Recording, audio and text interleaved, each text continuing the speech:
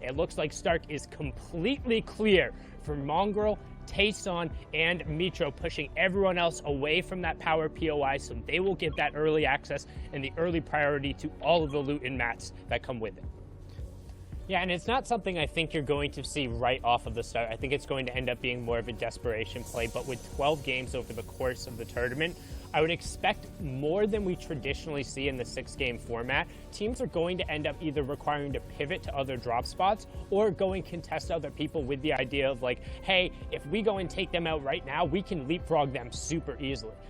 All it takes is one fight going there where they're uncontested, and you can get kind of that quick 1v3 or 1v2 execute on the side if they're a little too split and a little too comfortable, and you're able to make that happen. But now, flipping on over here, we have Savage, Lecce, and Benji. It looks like they have one other team. No, they're relatively, yep, they're uncontested on the side. Those are just the other AI, the Doom spots, who are rolling around on the side. So both of those mythic POIs, both of those vaults, completely uncontested and going over to arguably two of the strongest teams in the region, if not the world. I mean, Lecce, Savage, and Benji, the results speak for themselves. And the results are here already. Savage having 3 eliminations. So there was a team there, and they said, this is our land. This is going to be our ride for the rest of the way. But we got some engagements breaking out here south, way down south here in Camp Cod. And it's Mexi going in with the squad mates. Galt going against Clement, Floki, and Nakor. A big pick here going into this fight. You know, again, this is game 1. You're going to have a span of 12 games to get the job done. And it's important to get off that hot start. We're talking about consistency in trios. When you have a consistent ride the entire time, you don't need that many. I mean, Sundown, there's not going to be that many crazy pop-off games here. You can't just have one. You're gonna have consistent 1, 2, or 3 to be able to stay in that top 10 running. Again, only the top 15 advance to the heats, and that's gonna be a big time. But now this engagement breaks out, and a nice hit from Clement, but Clement gets it right back hit, right in the grill. He's got to retreat, and this is gonna be a tough situation. It's a 2v3 right now, and you have this river, and the river is not gonna be it. You guys basically swimming upstream right there, and that is gonna be a big time engagement and a big time 3-piece for this trio going forward. See, Nate does have that rare charge shotgun, which when you're directly box to box doesn't give you a ton of advantage. They do have one of the downs there. Kezix was able to pick that one up. Nate able to convert on it, but 4ZR then immediately gets taken out. They try and close the gap, but good job on the other side of that in order to isolate that 1v2 as well. They're trying to get the body away, utilize the crash pad to make sure they carry their teammate off, and they're able to get the revive. So a nice little bit of macro awareness here from Kezix to get him away, get some metal around, get the revive going. They have plenty of slurpfish and heals to get 4ZR immediately back into us. But the question is, can the opponents take advantage of the fact that he's reviving and close in on this 1v1? Bevies has to go now, and you can see has that epic charge shotgun, but as soon as this revive comes out, he's not going to have time to go through a big 118 tag to kind of give him a moment back into him, but Kezix says, no, that's not going to be enough. They're going to clean that one up. They'll get the 3 eliminations, and so far, 5 trios have already dropped early on in EU. This is a Storm Surge will be a factor, so our trios are going to have to solve that issue and find the tags. So early engagements like in this will be a big factor going on to the mid game, where things are going to get a little bit spicy, and of course the end game to avoid that dreaded roving Storm Surge circle. But now Rotary picking up one, Stormy Bright picking up one, the Russian squad who are not landing in Doom's domain, going all the way down to Fortilla, going to have a big time fight, and they have a new squad mate in Karachi, and Karachi's such a dangerous fragger, but Stormy Bright has a dangerous presence right now. But down goes Rotary, down low. Dezu gets it, Stormy Bright does get a siphon right there, gets the knock, big time knock, and I think that's about to wrap this up as he's going to go ahead and push down further down. Karachi, yes, he got it right there. Gets Day. That's a big time 3-piece right there. It's going to be huge because you're down way into the storm and you having that siphon and you having it all free, Sundown. But what a great start for Kirachi, Rotary, and Stormy Wright. Especially when you're so far away, but now we're going to check out what that early Doom's domain fight was. I know we peeked in. I missed the fact that 3 eliminations were already out, but Savage made it happen quickly. They closed out, and that was Aqua, Noah, and Raison being taken out right away there off of the Doom's domain fight. Apologies for us missing it, but we will catch you up on that action, and Savage picking up all 3 of those, getting the points on the board. Don't forget, each elimination is a point, but also just cementing that team who, like we talked about, won their last. The key thing you're looking to fight is to either get a pick or get damage on one person and then collapse on them as fast as you can. It's really difficult to fight another trio just straight up. However, if you're able to isolate one person and take them out, you can usually get an advantage. And right now, that's what Fort Venti is trying to do. And he gets the player who initially had the revive. So the other player who is coming through and just got that reboot card off is only going to have 100 wood and that gray pistol. So it's really key to kind of make this 3v1 that much more difficult. Rotary on the side there, you can see, was just able to kind of sneak over and pick up that pump, but that's about it. It's largely going to be on the back of Kiriachi to make the plays here. However, they aren't in threat of Storm Surge. Everything else, though, is pretty much against them. They have the Storm at their back. They have a team looking to pin them who knows they're there, which is the most important part. They're not going to let them go at every point in time, and they're going to scavenge everything on the rest of this rotation as we move further central.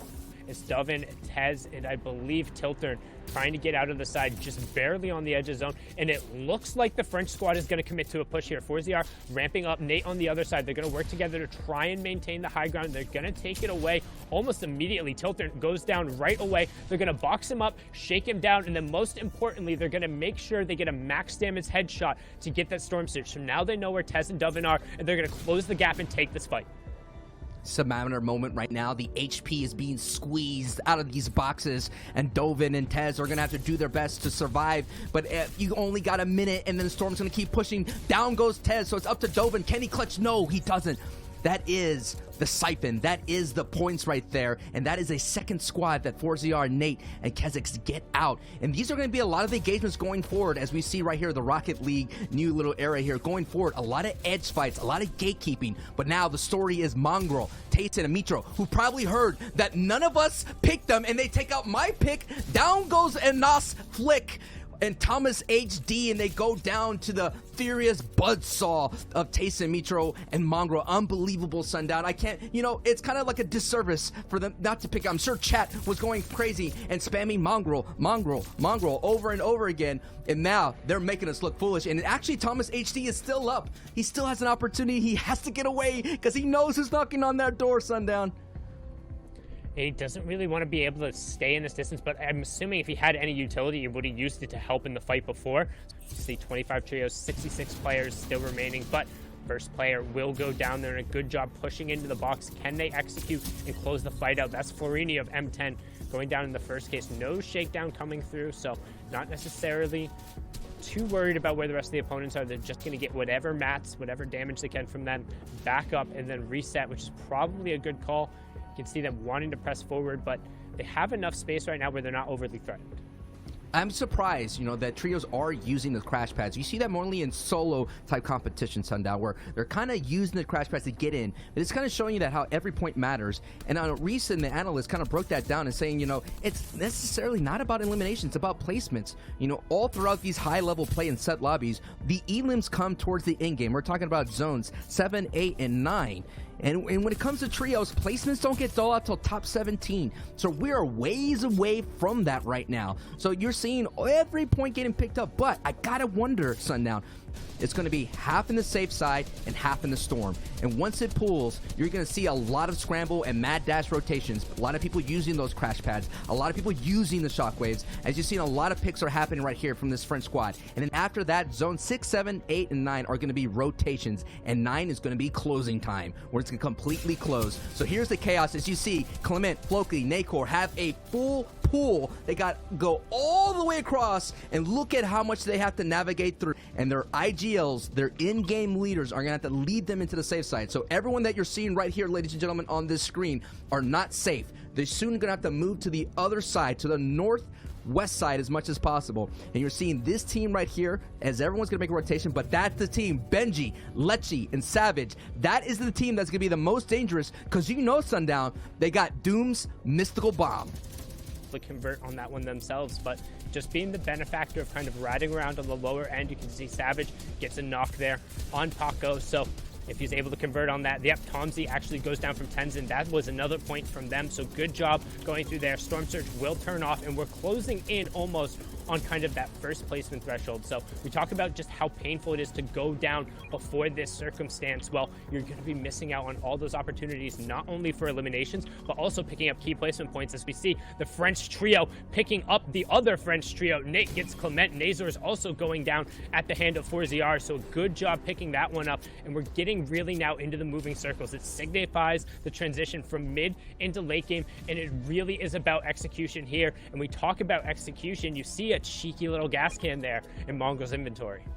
Oh man, those gas cans, things are about to say quote-unquote explosive, and things are going to pop off as Mongrel, Tayson, and Mitro are popping off right at the moment here. And this is going to be a big-time factor, ladies and gentlemen, because this is where, yes, placements do get dole out, and if you were kind of playing passive and trying to get to in-game as much as possible, you're going to have to frag out right here because it's going to be all for naught. So right now, there's going to be really, really strong teams in this tournament who walk away with 0 points because they just so happen to fall right in this moment. But now, we're getting to placement times. It's top 17. Moraine gets a pickup on Savage. Benji returns the favor and gets the elim on Moraine. And here you go, the rotation into the safe zone. You're seeing the shockwaves, which is a very rare mobility item. So a lot of players, you're going to have to hold on to that. That shockwave is a grenade that allows you to vault through builds and gives you immunity to fall damage. So it's such a strong thing as the chaos unfolds. You're going to see multiple layers here built here, folks. You're going to see bottom layer, mid layer, and of course the ultimate height layer. That's where you're on board with Jatsu and Bison Paco. Paco already gone. Jatsu picking up 1.2 elims right now, and the squad together has 6 points as placements are being doled out. Nate is still up getting an elim, and you're seeing the zone is going to move back to the west. And like you said, Sundown, this is going to be a very chaotic bottom layer because it's all going to be player builds, and players are going to have to keep their head on the swivel to avoid those edit eliminations. Yeah, and we're into the top third of the lobby now, 33 players remaining. You saw that explosion. That was the gas can thrown out from Mongrel. But up on the high ground right now, you have Just Spray and Lanook. You can see the Become Legends players on the side. Tayson does get picked up there. We saw Jamside pick up Mitro on the side, which means it could just be Mongrel left. And here it is on board with him. He has the one knock, popping the minis now to try and find the side. Only 8 points to their name so far with such a successful start. It's going to be all on the back of the young English player to see what he can do. Some great tunneling coming out, making sure he's on the side of the zone. Lecce picking up Amplify, also signifying that trio is still in the game. The Doomstone main area, not on height where you typically see them because of the XX shockwaves that come from landing at that vault in that POI. Mongrel now setting up the ramp for a crash pad, but poorly executed because the player on top ended up blocking it. Going to look for his own layer now with 2 crash pads left and just staying alongside the side. We've noticed 5 players have gone down, but not a single full trio going down, so no points going through. Mongrel actually going to go all the way to the front side of the zone with a brilliantly executed crash pad. It cost him 2 ticks to the zone, but now he has priority on all the players who are going to rotate through him. This is the spot where the young player looks to make plays, but while he's looking for plays, Lecce continues racking up elim after elim after elim. He's been the entirety of that top left feed so far. Lecce is one of those players that has to prove that he can run with sevens, and oh my goodness, down goes Mongrel. Lazary, it's just a matter of time, Sundown. You were looking at his match situation. He had nothing but wood, and that is just going to be a green light. But look at height. It is, I believe that's going to be Reese's pick for ZR.